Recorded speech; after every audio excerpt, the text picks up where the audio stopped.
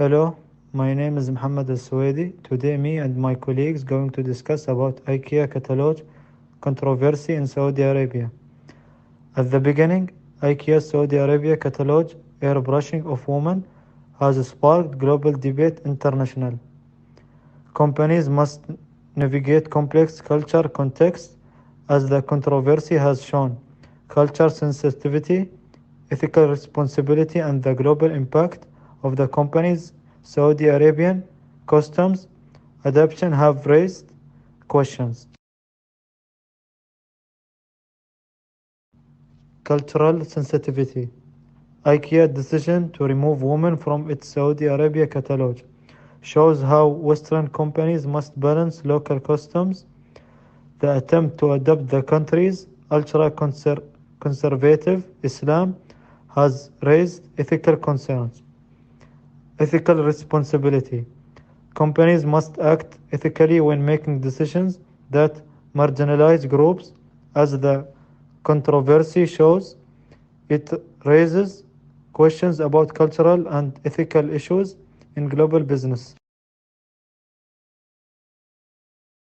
Hello, my name is Yusuf Al Aziz. It is fair to criticize IKEA from removing women from the catalog it distributed in Saudi Arabia. Could IKEA have simply been trying to avoid being insensitive to local culture values? Should IKEA in fact be applauded for its efforts to be sensitive to local culture? There are several ways to interpret criticism of IKEA for eliminating women from the catalog that arrived in Saudi Arabia. On the one hand, IKEA's move could be seen as an effort to conform to regional culture standards and morals. Nevertheless, eliminating women from the catalog creates questions about inclusiveness and gender equality from a moral standpoint. In our opinion, the situation should be accurately understood. Organizations must respect general ethical standards like gender equality in addition to culture variation and refrain from implementing. In summary, although it is critical to recognize IKEA's efforts to navigate culture, it is equally critical to hold businesses responsible for maintaining moral principles, even in challenging situations.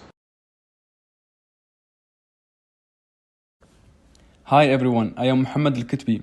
What if IKEA used their regular Western catalog in Saudi Arabia without any changes? Would they have gotten the same backlash? I think they would have faced a different kind of criticism. See, Saudi Arabia has way more traditional standards when it comes to showing men and women compared to the Western countries. So using an American or Swedish catalog as is might come off as disrespectful or even insulting to their culture. IKEA would risk looking ignorant about Saudi values, and that could seriously damage their image and sales in the region. But here's the thing, the criticism would probably focus more on IKEA's failure to adjust to their culture, rather than specifically on removing women, which is what caused the global outrage in real situation. The way I see it, the smartest move is to find a balance, respect Saudi culture expectation, but still represent women in a way that fits with IKEA's overall values. It's a tricky line to walk, but it's crucial for international brands to get it right. My name is Zainab Al-Shimmari. I will explain how is IKEA discussion to exclude women from its Saudi Arabia catalog may be seen as a deliberate attempt to ignore gender inequalities and oppression. This discussion could be seen as a particle economy move to maintain positive relation with Saudi authorities and customers. However, it is important to consider whether including women in the catalog dressing under Islamic customs will still perpetuate gender stereotypes and segregations. Organizations should uphold fundamental freedom like gender equality and advance social advancement Rather than putting profit before morality, IKEA could have supported campaigns for gender equality and female empowerment in Saudi Arabia while representing women courteously and inclusively.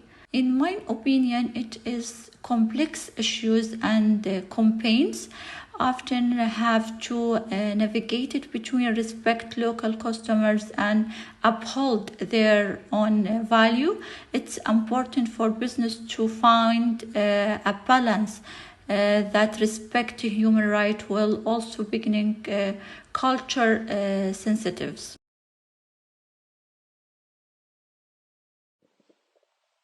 Hi, I am Amran Al-Darmaki. Discuss this situation using the concept of ethical relativism. According to the theory of moral relativity, moral standards are shaped by the social setting where they are applied. So what ethical, acceptable or unacceptable can change based on social customs, principles, and benefits. Within setting of IKEA, choose remove women from its Saudi Arabian catalog. Ethical realism offers an approach of comprehending the divergent option and assignment regarding the material. Moral relativity acknowledges the possibility of intrinsically repressive or unfair culture practice, but it also holds the ethical decision cannot be made solely based on cultural standards.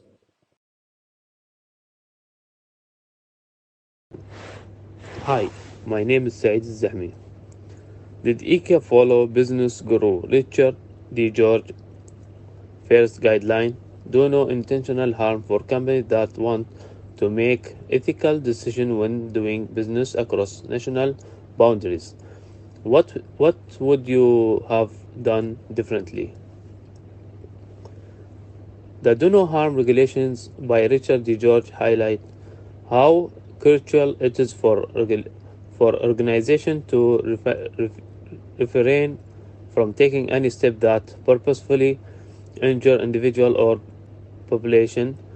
Whether IKEA followed this regulation when it decided to exclude women from catalog that was distributed to Saudi Arabia is up for debate.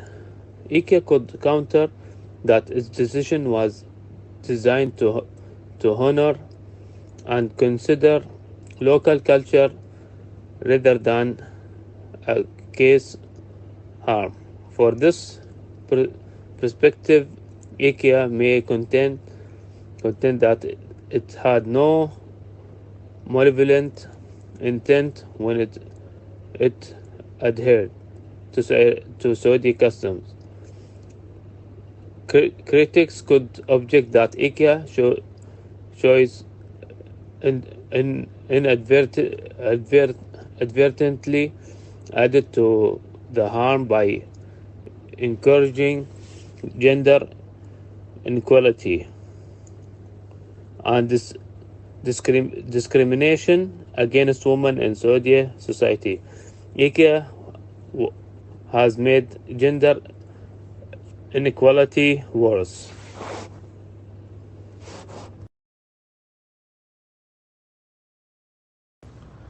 Conclusion: IKEA's choice to remove women from its Saudi Arabian catalog by airbrushing them out emphasizes the difficult balance that international companies must strike between culture awareness and moral obligation.